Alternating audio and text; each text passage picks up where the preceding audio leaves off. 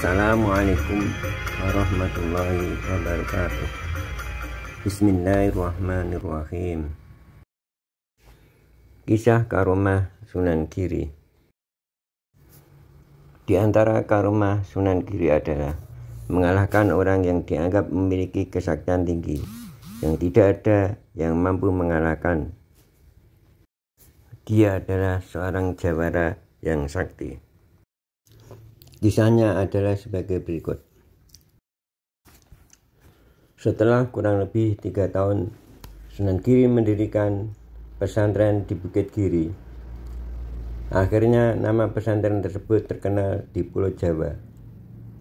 Sedangkan di Gunung Lawu terdapat padepokan yang dipimpin oleh Begawan Sakti yang bernama Begawan Minto. Lantaran merasa tersinggung oleh kemasyhuran pesantren Giri, maka Begawan itu berangkat untuk menantang Sunan Giri untuk mengajak adu ilmu. Setelah berangkat dalam perjalanan yang jauh, akhirnya Begawan Minto sampai ke tempat Sunan Giri.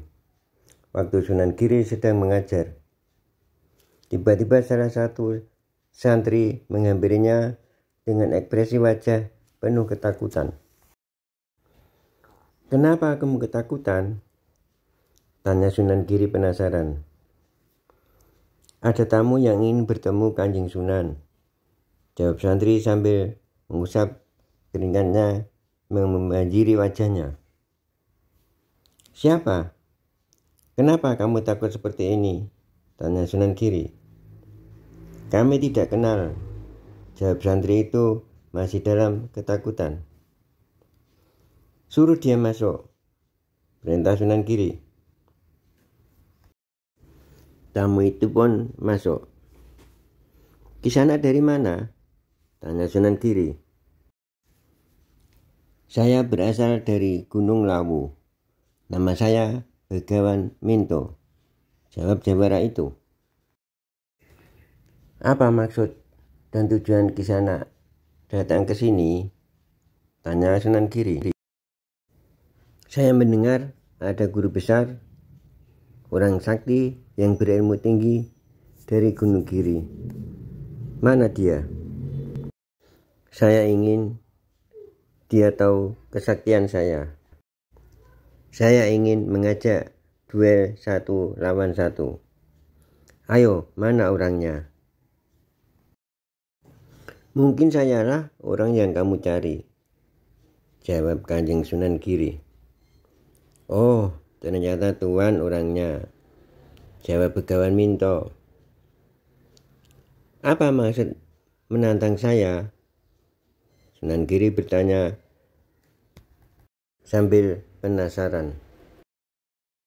Sang Begawan pun menjawab, "Saya hanya ingin tahu berapa kesaktiannya sehingga nama Tuan terkenal se-Jawa. Saya kesini mau menantang Tuan untuk berduel. Dalam duel ini, jika saya kalah, saya bersedia menjadi murid Tuan. Tapi jika saya menang, maka Tuan harus bersedia menyerahkan leher Tuan untuk saya penggal," tantang Begawan Minto dengan sombongnya. "Ketahuilah, Kisana, semua yang ada di bumi ini hanya milik Allah yang Maha Kuasa lagi Maha Sakti. Jika Ia tidak berkehendak Tuan memotong leher saya, sejuta orang pun tak mampu melaksanakannya," ujar Sunan Giri. "Jadi Tuan menerima tantangan saya apa tidak?" Begawan itu memastikan maksud perkataan Sunan Giri. "Silakan kalau Tuan ingin mencoba. Sebelum pertarungan dimulai, saya ingin mengajak main tebak-tebakan lebih dahulu. Saya akan mengubur hewan di gunung pertukangan. Tuan tinggal menebak hewan apa yang saya kubur di gunung itu," kata Begawan Minto. "Silakan, Kisana," ujar Sunan Giri sambil tersenyum. Dengan kecepatan kilat, Begawan Minto menciptakan 2 ekor angsa dan menguburnya. Kemudian menyuruh Kanjeng Sunan Giri untuk menebaknya. Silakan Tuan tebak. Hewan apa yang saya kubur itu? Sunan Giri menjawab, yang Tuan kubur adalah sepasang naga. Mendengar jawaban itu, Begawan Minto tertawa terbahak-bahak. Jawaban Tuan salah. Yang saya kubur adalah 2 ekor angsa. Tunggu sebentar, potong Sunan Giri. Apa kina yakin? Tanya Kanjeng Sunan. Wong jelas-jelas yang saya kubur 2 ekor angsa, bukan 2 ekor naga. Kok dibilang sepasang ular naga? Tapi kalau Tuan tak percaya, silakan mari kita buktikan. Dengan berjalan cepat, Begawan Minto dan Kanjeng Sunan Giri sampai di kuburan itu. Dan setelah dibuka, keluarlah sepasang ular naga. Tidak mungkin. Mana mungkin wong yang saya kubur 2 ekor angsa kok berubah jadi sepasang naga? Kata Begawan Minto heran. Baiklah, kali ini aku mengaku kalah. Tapi awas nanti.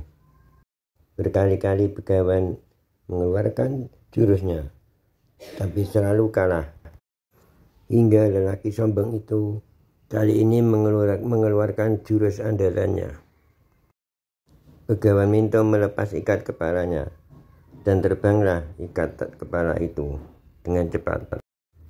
Namun Kanjeng Sunan tak tinggal diam. Beliau melepas serbannya pula. Serban Kanjeng Sunan terbang dan mengejar ikat kepala Begawan Minto hingga sampai di atasnya. Kemudian ikat kepala Begawan Minto jatuh pas tepat di depan Begawan Minto. Kali ini sang Begawan belum menyerah. Diciptakan beberapa telur disusun dari bawah sampai atas.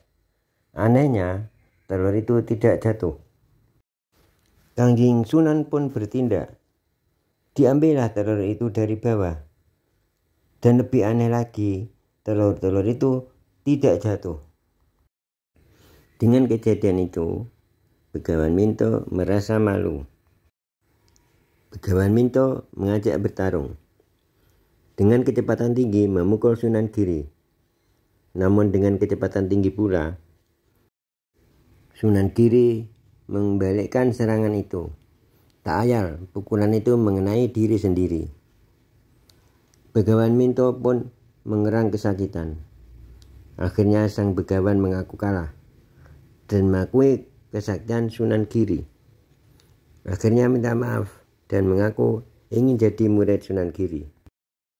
Demikianlah kisah Karomah Sunan Giri melawan sang Jawara. Kurang lebihnya minta maaf. Semoga bermanfaat. Wassalamualaikum warahmatullahi wabarakatuh.